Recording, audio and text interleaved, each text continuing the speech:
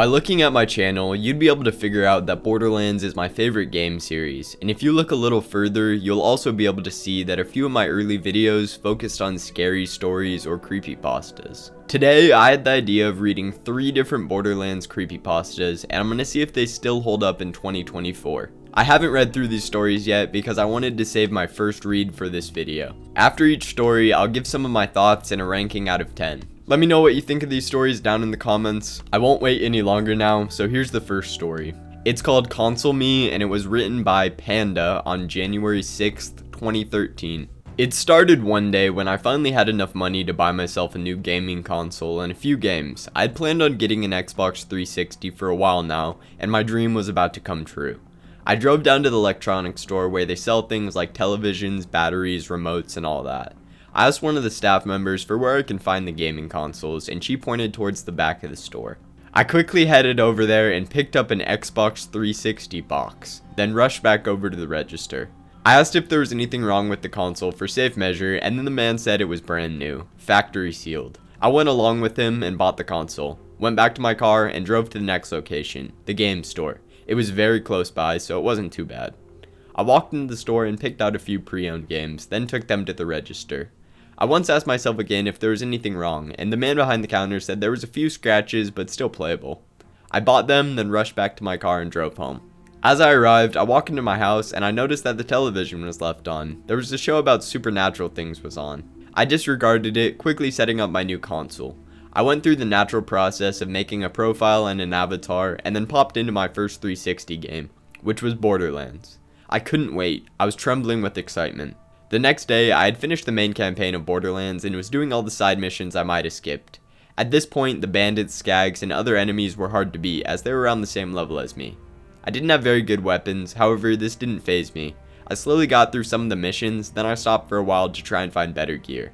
This was easier said than done. I couldn't find anything worth mentioning. I yelled at the game, "Damn, why is this all so hard? All I want is a weapon strong enough to kill things." At that moment, I found a supply crate. I found my first orange weapon.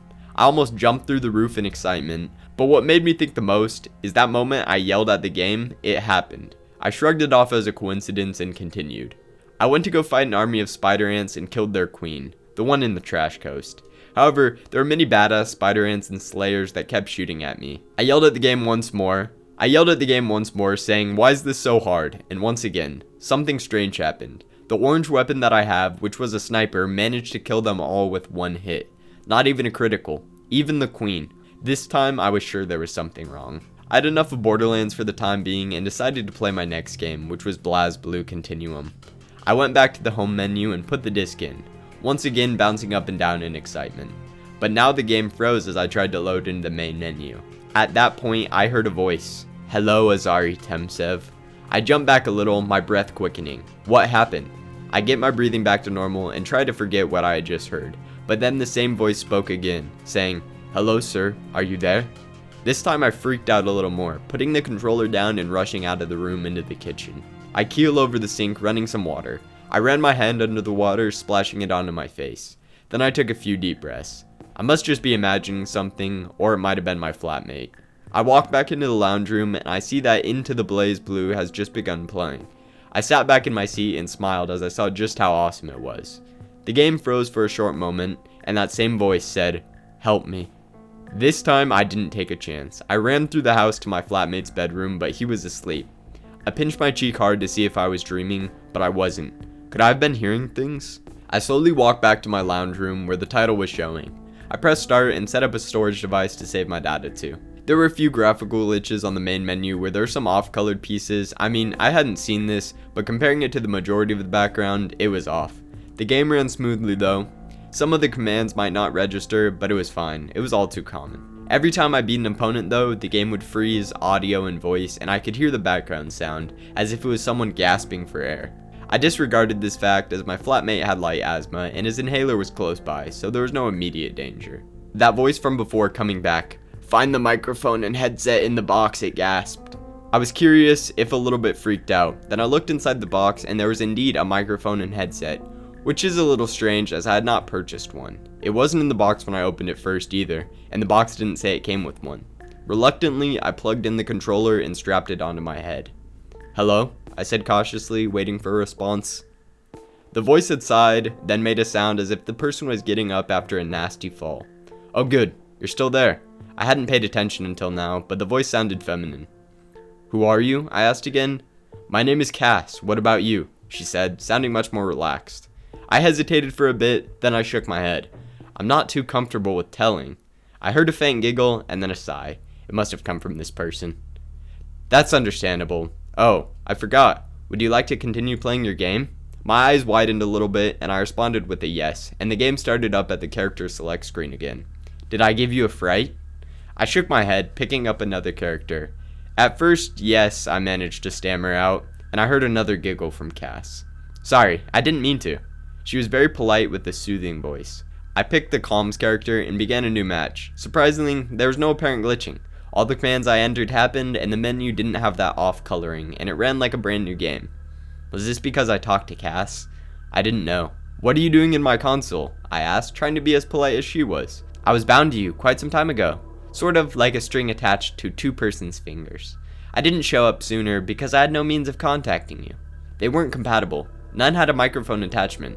I looked away for a moment and then looked back at the screen, still fighting matches with the computer. But my Nintendo Switch had a microphone. But my Nintendo DS had a microphone. She giggled, then tried to muffle it. "Don't you remember? Your flatmate didn't check to see if everything was working. That microphone never worked." I growled under my breath, then shrugged it off, continuing to play games. Losing this match. This Cass, she got bound to me since when? Wouldn't I have noticed a change? I shrugged off the thought, then I turned off the console, then took a short nap on the couch. I woke up about an hour later, which is longer than my usual naps. I turned on my Xbox again and noticed that the opening scene had froze up on the last frame. I heard what appeared to be a droning, then the menu eventually showed a few seconds later. "Why didn't you say goodbye?" I heard Cass's voice say. I was a little shocked, then I strapped the headset on and responded, "Sorry, I didn't think of it." She huffed it off and went silent. While the fact that there's a real person on the other side of my television that can actually interact with me in my game, I felt genuinely sorry. I eventually started up BlazBlue again and played through the story mode. Hours passed. Cass remained silent through it, even when I spoke to her. She still messed with the games whenever they got me frustrated, but it almost did it hesitantly. Every time she did, I apologized, and I heard her sigh every time, as if just trying to say, "Yeah, whatever." "Well, I'm gonna go. It's getting late," I say as I began to get off. "Alright," Cass finally says after a few hours of solid silence. "I'll see you soon, right?" "Yeah, as soon as possible." I heard a sigh of relief from her, then turned off my console and went to my room, tucking myself into bed. During my sleep, I had a dream that seemed to be a recollection of what had happened on that day, with a few details left out. I woke up repeatedly during the night, but by the time morning came, I had gotten enough sleep to not be exhausted. I rolled over and I hit snooze on my alarm clock. Then I looked up and saw another headset, similar to the one for the Xbox, except it was in white and connected to my DS. I sat up and stared at it for a while, then I reached over, grabbed it, starting up my DS and strapping on the headset. "Hello again," I hear Cass say in a very cheery voice. "Isn't this great? I found a way we can stay together." I laughed nervously, then responded, "Yeah, I guess." Things were starting to get creepy now. I had a strange girl stuck inside my Xbox, and now the same one in my DS. Is she gonna stalk me down and do something? Am I in danger? I decided to ask. Excuse me, but why are you wanting to remain in contact with me so often?" I heard a very faint gasp, then silence for about 5 seconds. Then I hear her stammer, You've had a hard time with your life, haven't you? You've had nobody to talk to all your life, right?"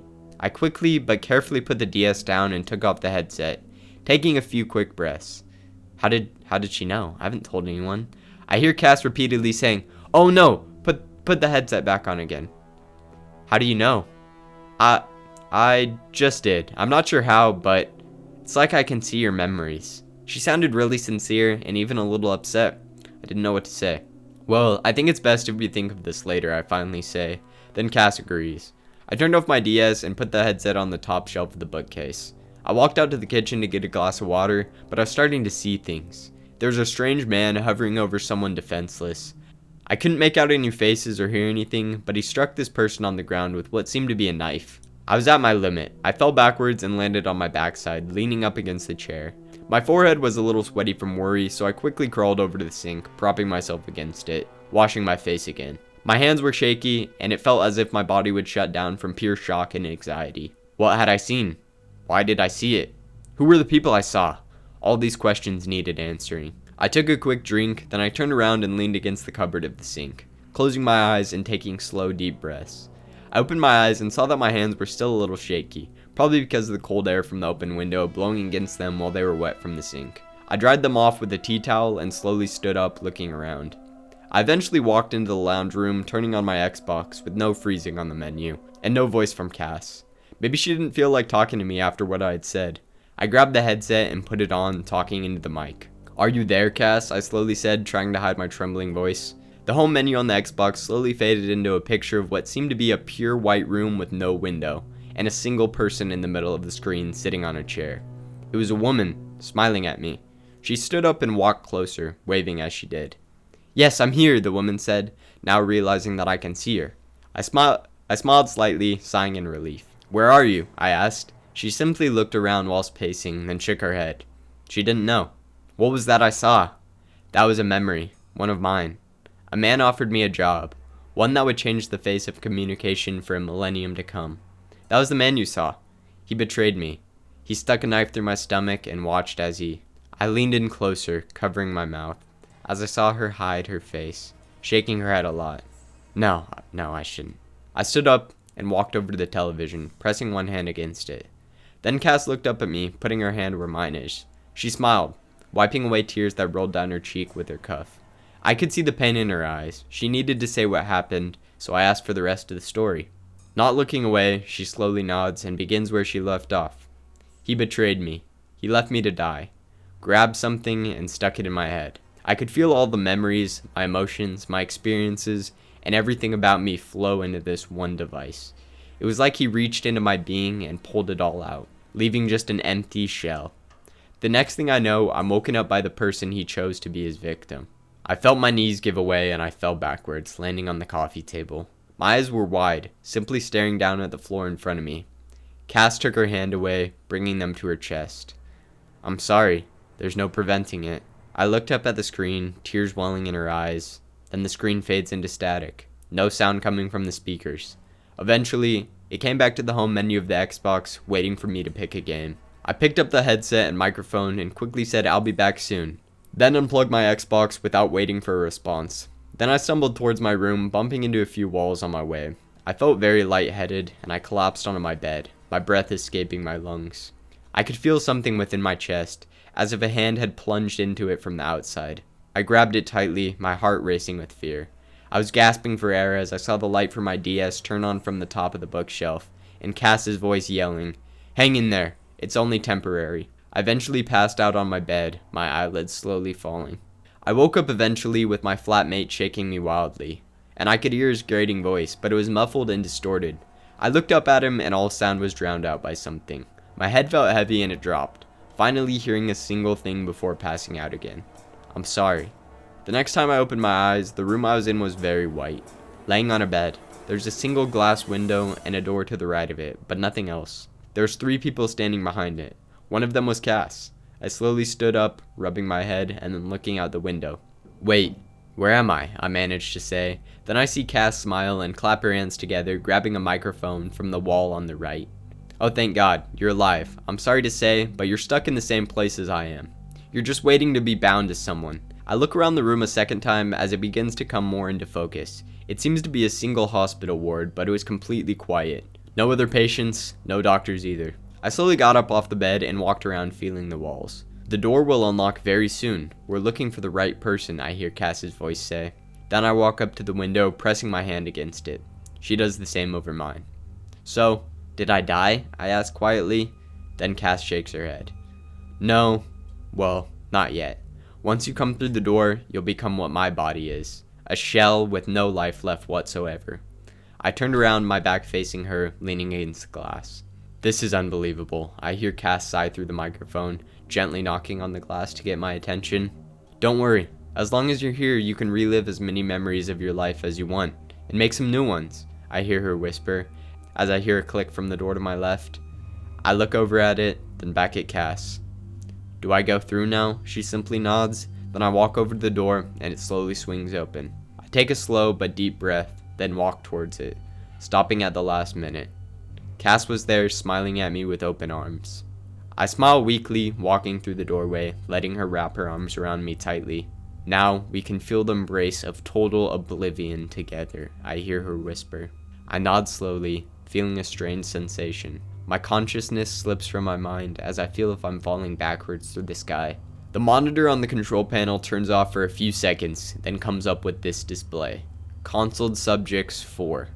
Beginning transition of 4th subject to target 5. Okay, that was Console Me by Azurai Temcev or PanDuh. Sorry if I mispronounced your name. I'll give my thoughts on what I thought was good about it, and honestly, I liked the ending. I thought it was pretty unique. I liked how the main character at the end turned into what Cass would be, and how he will then go and haunt somebody else's console. It was a pretty cool story. I'm gonna point out 2 or 3 things that I didn't really like about the story, or that didn't quite make sense to me. The first thing, this was titled a Borderlands creepypasta, and while there are parts of Borderlands in this, like when Cass first gets introduced, it didn't really have to do with Borderlands. It was more about a haunted console or Cass in general. The second thing that I'll say, it didn't really explain why he was chosen. I would have liked the story to go into more detail about that. Cass mentioned that she'd been trying to get in touch with him for a long time. The final thing I'll say is it doesn't really explain how he got sucked into the system, because Cass was the 3rd person and she got her memory taken out of her physically by having that guy stab her, and that's what the main character ended up seeing. But that didn't happen to the main character. He just started feeling lightheaded for what seemed like no reason, and then after his roommate tried to wake him up, he just magically got put in the game. Whereas that's not what happened with her. So that's a little confusing. Other than that, cool story. Let's move on to the second one now. Now on to the second story. This one's called Sanity for Trade by WolfManAlpha, and it was written on September 8th, 2013. I never knew what I did to deserve this fate. How innocent I was. Just a guy spending his paycheck, you know. I was never really good at video games. I played my first video game at the age of 16, an old Zelda game. It wasn't much, but it was all new to me. Seeing all the cool ads for more modern games and game systems, I decided to buy a PS3. I went to a local GameStop to buy the PlayStation. I was excited and slightly nervous in a weird way. I didn't know what to expect. I walked in and I walked over straight to the manager and asked for a PS3 to buy. He told me to wait a bit while he goes back to grab the console. I walked around the shop. I saw a few games I might be interested in. I grabbed 2 games, Uncharted and Layer. I walked back up to the register when the manager came back with the PS3. I handed him the money and he rang up the console and the games. He soon asked, "Is that everything you're looking for?" I took a last look of things to make sure I was satisfied with my purchase, and then I looked over to see a disc in a used game packet. I read the title, Borderlands. I asked him about it. He explained the game in great detail. It seemed interesting to me. I had never heard of a shooter RPG before, so I decided to buy it. I walked out of the store with a half-empty wallet and a smile on my face. After I got home, I hooked up the PlayStation and I popped in the game Layer. The game focused on battles fought on the back of dragons. I thought the game was boring after about an hour, so I ejected it. I looked at the used Borderlands game. It sounded so good. I wondered how much someone had to play it until it got boring enough to return. I put in the game and waited in excitement and curiosity. During the intro, I laughed harshly. Even though the idea of a tiny animal being run over by a bus is a bit dark, the game did it in a way where you don't feel like crap for laughing. I looked through the characters and picked the Siren, Lilith. I completed the tutorial in about 15 minutes. The game was easy to learn and I thought the combat was unique. There was always a rush of excitement when I opened a chest. I got a mission from Zed to kill a few creatures that roam around the outside of Firestone named Skags. While killing the monsters, I saw flashes on screen. They only popped up for a second and disappeared, so I couldn't read them. On my way back to Firestone, I saw some bandits and psychos running and shooting towards me. I killed the bandits easily, but I struggled with the psychos. He was lashing furiously at me. I never thought the game would make them that fast. I shot at him with everything I had. With every bullet that hit him, he flinched and took a second to start charging at me again. It looked like he was in pain. The 7th shot to the head did the trick. While dying, he got on his knees and shouted, "Liar!" I ignored the strange insult, thinking it was one of the humorous death reactions all the characters make. I went back to Zed and turned in the quest. He gave me another quest, this time to see a man named TK Baja. I started to walk out of the town when more of the flashes started near the exit of the town. I turned around everywhere, trying to see if an enemy was causing the flashes. They stopped when I turned to see a psycho leaning against one of the buildings. I aimed down my sight, but his health bar was green, meaning he was an NPC. Hey kiddo, looking for a mean gun? A quest option came up to accept or deny. I accepted the quest for more XP and cash on the side. He had an assault rifle in his hand and pushed it out towards me. The gun was black with red lines streaming from the barrel. This next part's a little bit cringe. It looked like a tool of a reaper. This thing will get you some tasty shots. I stole this from the old vault hunter who was in charge here. I'll let you have it for that dumb pistol you got there. I took the gun and he received my pistol. It said quest complete. Thanks kid, I've been waiting to do this for a long time. I thought this was some kind of cutscene, so I sat and watched. He pointed the gun towards his head and shot. It took him a few times until he actually died, as if the gun wasn't strong enough to kill him with the first shot. I thought it was simply one of those dark humor jokes that the game normally threw out. I didn't think it was funny. I guess I didn't get the joke. I went to TK Baja. I encountered a few skags on my way. The gun wasn't at all good against the monsters. It was even worse than the pistol. I was angry. I can't believe the game ripped me off. It took me a bit, but I killed the skags and made my way to TK Baja's place. About an hour and a half later, I got a quest to kill some boss named Ninetoes. I was inside his base of bandits. They were a couple levels above me and I was nervous. I was stuck with a bad gun. I would buy another one, but I didn't have enough cash. I chose to suck it up and storm through the base. Something unexpected happened. It was easy to kill the bandits despite their level. I thought it was great. I was so powerful. It made me feel like a pro. As I progressed, more and more flashes popped up. It froze for about 5 seconds. I read the screen. It just spelled out the word no. I didn't know what it meant. I assumed the previous owner just added in a couple glitches to freak out the new owner. I shrugged it off, but it still bothered me. I found out Ninetoes and his 2 pet skags. I killed both of the skags in mere seconds. It took me about 30 seconds to slay Ninetoes. As he died, he started laughing. It sounded horrid. I thought it was insane. I don't know why, but I started laughing. I couldn't figure out a reason why. I laughed until he died, and then I looted him. After leaving his base, I saved the game and went to bed. After work, I went straight to my TV. I quickly turned on the PS3, and I finally got a high enough level to use my skill Phase Walk. I went back to TK Baja to turn in the quest. While he was talking, my finger slipped when I tried to skip the cutscene, and I hit the R1 button. I shot TK and he flew back on the wall. I knew that wasn't normal. You aren't supposed to be able to attack NPCs. He wasn't dead, but moaned in pain, asking, "Why would you do that?" He held his wound. His health bar was nearly gone. I felt bad and couldn't take his moaning anymore. I took a final shot on him. I didn't aim, but the bullet hit his head. Another flash appeared on the screen. It read, "That was funny. Didn't it feel nice to know he's okay again?" I dropped the controller. I turned off the console and game.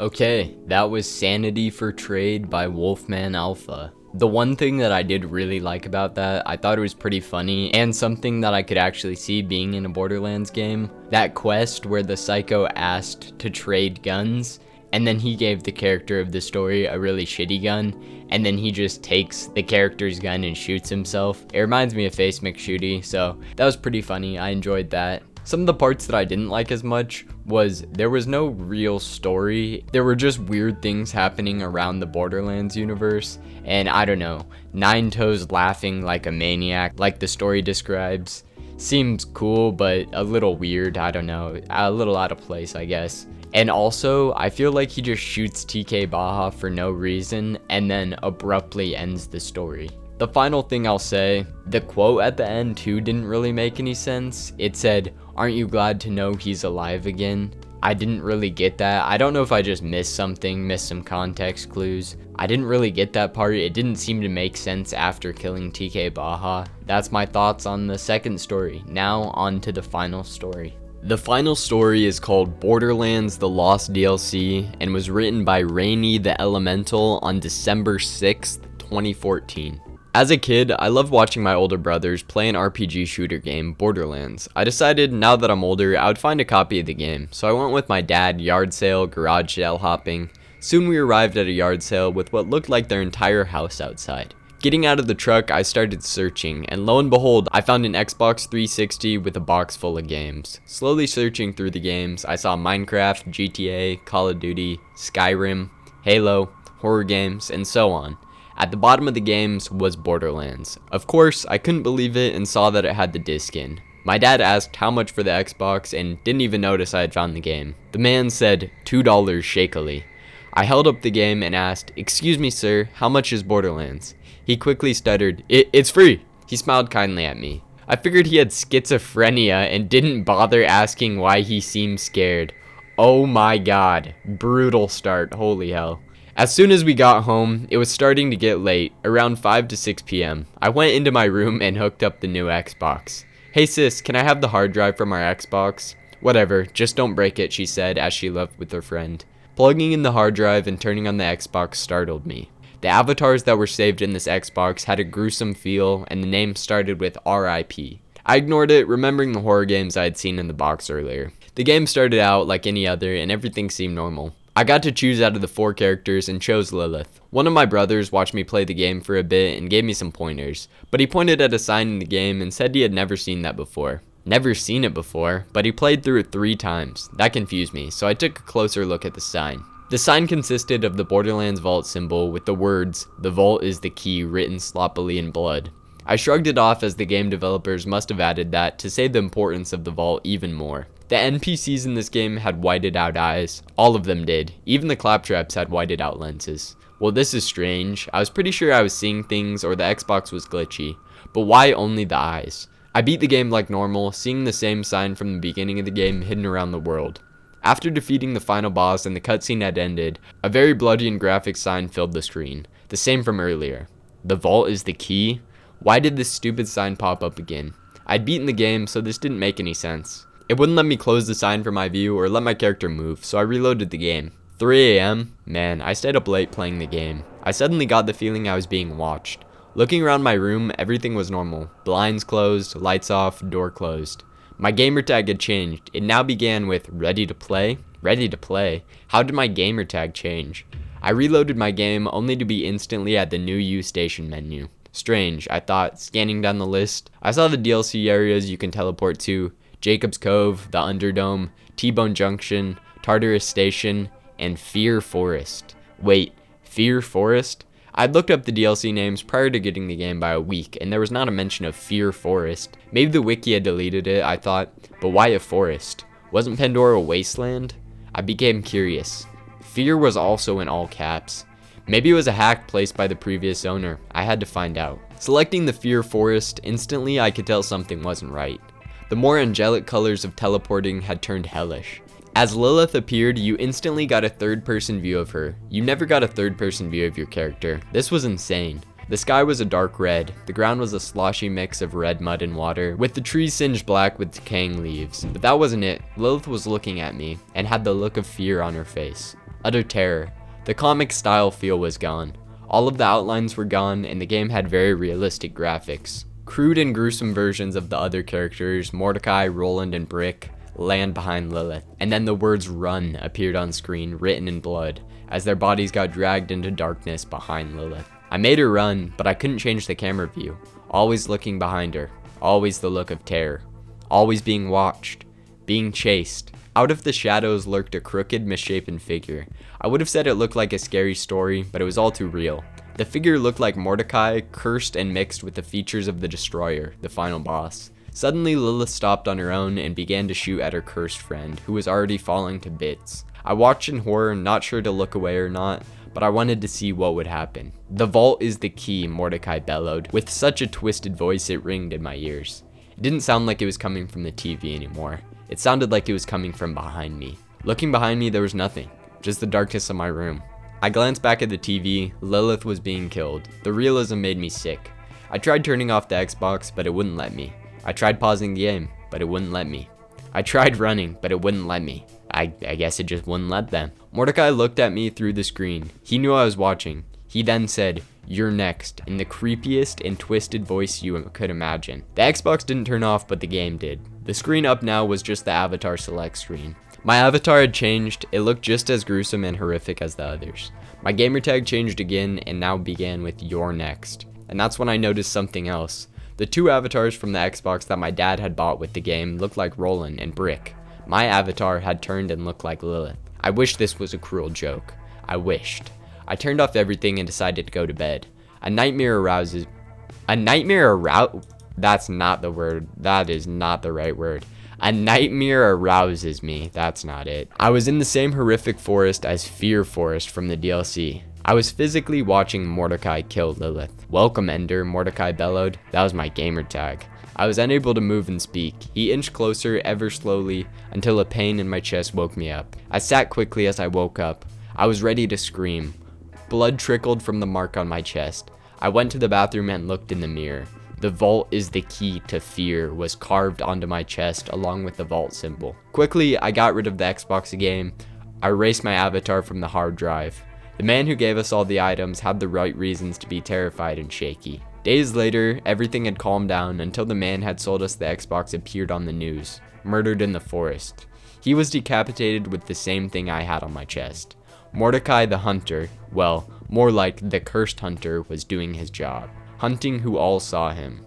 I fear I am next. I can only hope I am safe, but hoping isn't enough. Okay, that was Borderlands The Lost DLC by ReineTheElemental. I have one thing to say that I liked, and then I have quite a few opinions about some other things, but I'll get to that in a second. The thing that I liked was the sign was pretty cool. If it went in another direction, I honestly might have liked this story. It's cool seeing that there's a sign around Pandora while you're going through the story saying the vault is the key. It kind of makes it more mysterious and seem more important, like they said. Now on to some of the other comments I have. First off, the schizophrenia comment, absolutely insane. She just saw a guy who looked slightly worried and then they said, oh, it must be because they have schizophrenia. Next one, the avatars all had RIP.